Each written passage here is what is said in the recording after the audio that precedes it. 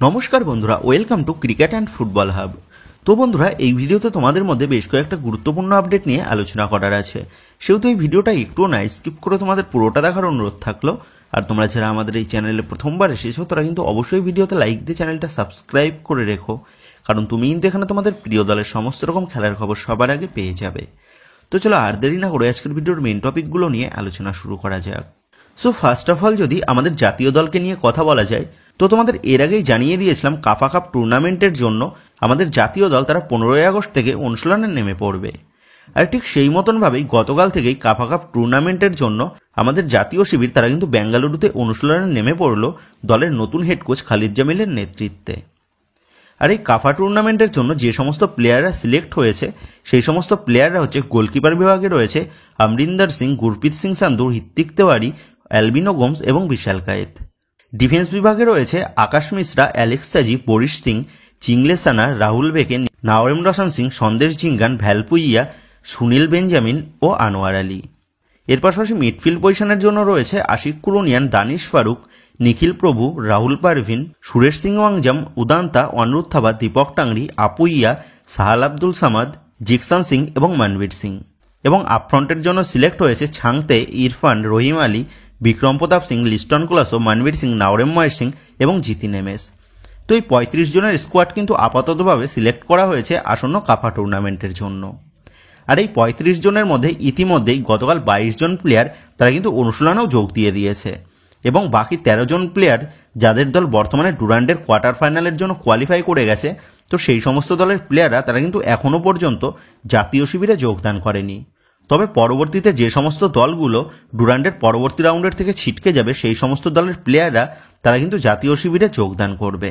তবে সবথেকে অবাক করার মতন বিষয় হচ্ছে কোচ খালিদ জামিল তিনি কিন্তু সুনীল ছেত্রীকে স্কোয়াডে ডাকেননি। এর পাশাপাশি তিনি মোস্ট প্রবাবলি আর্মি রেডের ভারতীয় ডিফেন্ডার সুনীল বেঞ্জামিনকে জাতীয় দলের জন্য সুযোগ দিয়েছেন, যেটা কিন্তু অবশ্যই একটা বড় খবর ভারতীয় ফুটবলের জন্য। তবে কোচ খালিদ জামিলের আই লিগ থেকেও কিন্তু কয়েকজন প্লেয়ারকে জাতীয় শিবিরের ডাকাটা উচিত ছিল। তো যাই হোক, আমরা সকলেই আশা করব কোচ খালিদ জামিলের নেতৃত্বে আমাদের জাতীয় দলের সুদিন যেন আগামীতে ফিরে আসে। তো যাই হোক, আজ চলতি মরশুমে ডুরান্ড কাপের 2 কোয়ার্টার ফাইনালের ম্যাচ রয়েছে, যেখানে আজ বিকেল 4টে থেকে প্রথম কোয়ার্টার ফাইনাল ম্যাচে মুখোমুখি হতে চলেছে শিলং লাজংয়ের বিরুদ্ধে ইন্ডিয়ান নেভি ফুটবল টিম, এবং দ্বিতীয় কোয়ার্টার ফাইনাল ম্যাচে সন্ধ্যে 7টা থেকে মুখোমুখি হতে চলেছে বদল্যান্ড এফসি বনাম নর্থ ইস্ট ইউনাইটেড এফসি।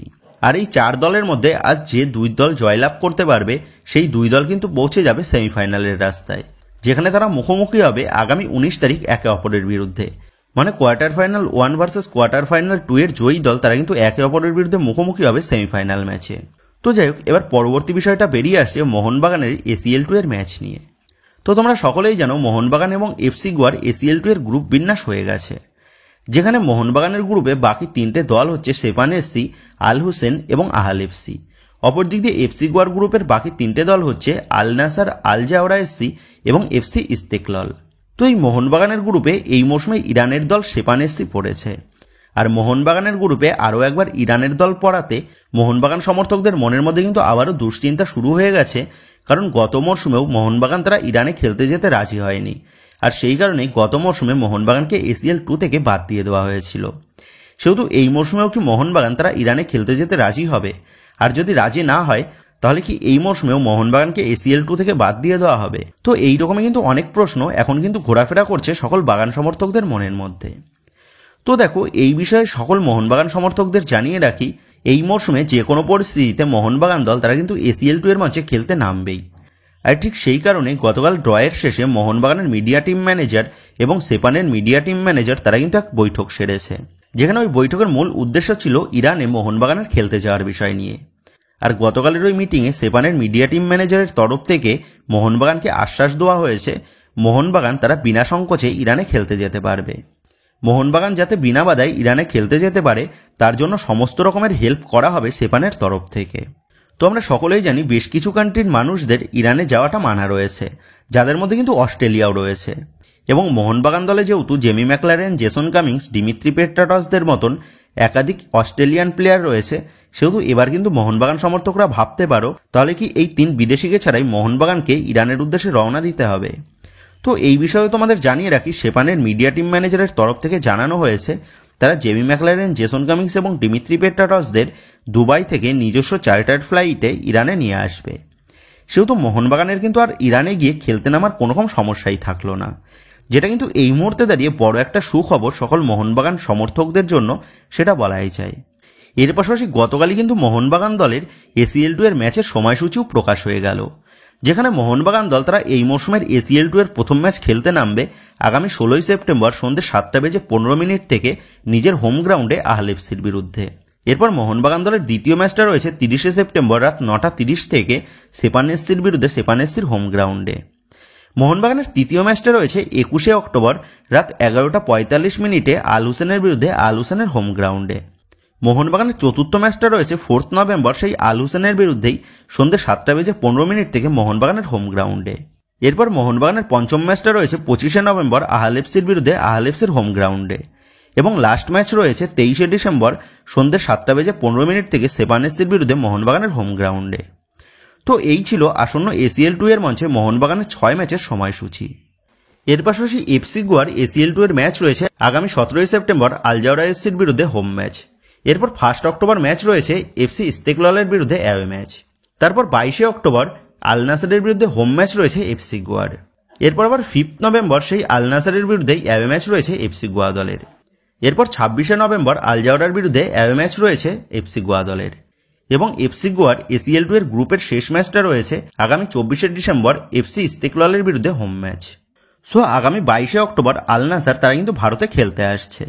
তবে যেমনটা খবর, আল নাসার তারা এই ম্যাচের জন্য তাদের দলের কয়েকজন সিনিয়র প্লেয়ারদের পাশাপাশি দলের বেশ কিছু জুনিয়র প্লেয়ারদের পাঠাতে চাইছে এফসি গোয়ার বিরুদ্ধে ম্যাচ খেলার জন্য।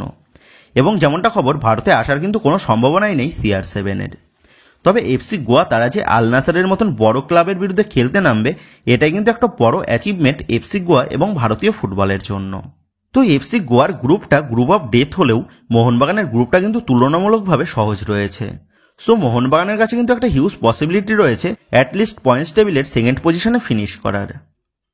সেহেতু এই মৌসুমে ACL2 এর মঞ্চে এফসি গোয়া ও মোহনবাগান এই দুই দলের পারফরমেন্স কেমন হয় সেই দিকেই কিন্তু আমাদের নজর থাকবে। তো যাই হোক, এবার পরবর্তী বিষয়গুলো নিয়ে আলোচনা করার আগে তোমাদের কাছে অনুরোধ থাকলো, তোমরা যারা যারা আমাদের এই ভিডিওটা দেখছো কিন্তু এখনো পর্যন্ত আমাদের ভিডিওতে একটা লাইক করোনি বা লাইক করতে ভুলে গেছো, তারা অবশ্যই আমাদের এই ভিডিওতে একটা লাইক করে দিও। আর রোজ রোজ এইরকম লেটেস্ট আপডেটগুলো সবার আগে পাওয়ার জন্য যারা এখনো পর্যন্ত আমাদের চ্যানেলটাকে সাবস্ক্রাইব করোনি, তারা অবশ্যই আমাদের এই চ্যানেলটাকে সাবস্ক্রাইব করে পাশে থাকা বেল আইকনটা প্রেস করে দিও। তো যাই হোক, এবার মোহনবাগানের বিষয়ে কথা বললে তোমরা জানো গত মৌসুমে মোহনবাগান দলের অ্যাটাকিং মিডফিল্ড পজিশনে খেলার জন্য ডিমিত্রি পেট্রাটস এবং গ্রেগ স্টুয়ার্টকে দলে রেখেছিল বাগান ম্যানেজমেন্ট। তবে এই মৌসুমে গ্রেগ স্টুয়ার্টকে বিদায় জানানোর পর মোহনবাগান ম্যানেজমেন্ট তারা কিন্তু আর দলে গ্রেগ স্টুয়ার্টের পরিবর্তন হিসাবে কোনো নতুন বিদেশি প্লেয়ার সই করায়নি। সেহেতু এখন সকলের মনেই একটাই প্রশ্ন, তাহলে গ্রেগ স্টুয়ার্টকে যেহেতু ছেড়ে দিল মোহনবাগান ম্যানেজমেন্ট এবং গ্রেগ স্টুয়ার্টের পরিবর্তে বাগান ম্যানেজমেন্ট যেহেতু নতুন কোনো বিদেশি প্লেয়ারকে দলে এখনও সই করায়নি, সেহেতু দলের অ্যাটাকিং মিডফিল্ড পজিশনে একটা অপশন কমে গেল মোহনবাগানের। আর এমন ধরনেরই কিন্তু অনেক চিন্তাভাবনা অনেক মোহনবাগান সমর্থকদের মনের মধ্যে এখনও রয়েছে। তো এই বিষয়ে তোমাদের পরিষ্কার করে জানিয়ে রাখি, গ্রেগ স্টুয়ার্ট মোহনবাগান দলে নেই তো কি হয়েছে, মোহনবাগানের কাছে গ্রেগ স্টুয়ার্টের মতনই আরও একজন প্লেয়ার রয়েছে যে কিন্তু নিজের সেরা দিনে গ্রেগ স্টুয়ার্টের পারফরমেন্সকে ছাপিয়ে যাওয়ার ক্ষমতা রাখে। আর সেই প্লেয়ারটা আর কেউ নয়, সেই প্লেয়ারটা হচ্ছে মোহনবাগান দলের ভারতীয় অ্যাটাকিং মিডফিল্ডার সাহাল আব্দুল সামাদ। যে সাহাল আব্দুল সামাদ ভারতীয় ফুটবল সার্কিটে one of the best attacking midfielder. গত মৌসুমে দলে গ্রেগ স্টুয়ার্ট, ডিমিত্রি পেট্রাটসদের থাকার কারণে সাহাল আব্দুল সামাদ সে কিন্তু তেমন একটা সুযোগ পায়নি নিজেকে মেলে ধরার। তবে এই মৌসুমে ডুরান্ডের শুরুর থেকেই সাহাল আব্দুল সামাদ সে কিন্তু নিজেকে যথেষ্ট প্রমাণ করছে মোহনবাগান দলের অ্যাটাকিং মিডফিল্ড পজিশনের ভূমিকাটা সামলানোর জন্য। আর ডুরান্ডের শেষ 2 ম্যাচে সাহাল আব্দুল সামাদ কেমন পারফরমেন্স করেছে সেটা তোমরা সকলেই দেখতে পেয়েছো। সুতরাং গ্রেগ স্টুয়ার্টের রিপ্লেসমেন্ট হিসেবে নতুন কোনো প্লেয়ার মোহনবাগান দলে নিল না, তেমনটা ভেবে কিন্তু বাগান সমর্থকদের দুশ্চিন্তার কোনো রকমই কারণ নেই। মানছি গ্রেগ স্টুয়ার্টের পারফেক্ট রিপ্লেসমেন্ট সাহাল আব্দুল সামাদ নয়, তবে সাহাল আব্দুল সামাদ সেও কিন্তু কোনো অংশে কম নয় যে কোনো দলের অ্যাটাকিং মিডফিল্ড পজিশনের ভূমিকাটা পালন করার জন্য। আর এই মৌসুমে সাহাল আব্দুল সামাদ সে কিন্তু যথেষ্ট সুযোগ পেতে চলেছে মোহনবাগান জার্সিতে নিজেকে মেলে ধরার জন্য।